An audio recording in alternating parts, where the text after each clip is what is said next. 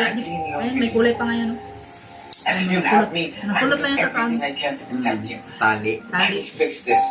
So, ang gusto mangyari, ibig sabihin na binotox nila, tapos Tinali ko lang. ang akala mo, rebanded. Okay. Kaya mo naman, di ba? Sorry. So, ang gusto mangyari ngayon is magkaroon siya ng color. Opo. Yung doon sa pinag-usapan natin is brown color lang kasi syempre hindi ka lang sa may promo natin. Tama. And then, Brown talaga, hindi rin masyado. Huwag lang masyado. oo, wag lang masyado. And then, i-re-riba natin para bagsak na bagsak siya. Kasi tinan mo yung buhok mo masyadong wag-wag na talaga. Kasi inano ko talaga, nainis ako. Tapos, i-treatment na rin natin ang yun na para medyo shiny, malambot lang natin ang hair follicles.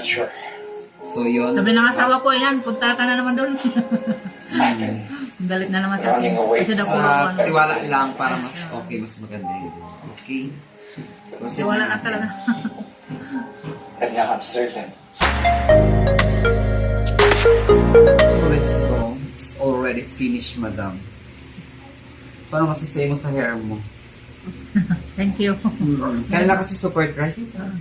Kaya kasi super dry yung hair mo.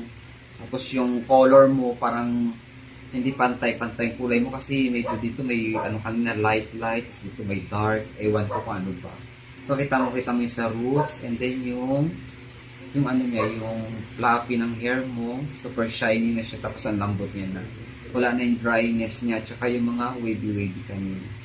So, after this yan, thank you, Madam Tiwala. Picture muna tayo after dito, ha? Thank you.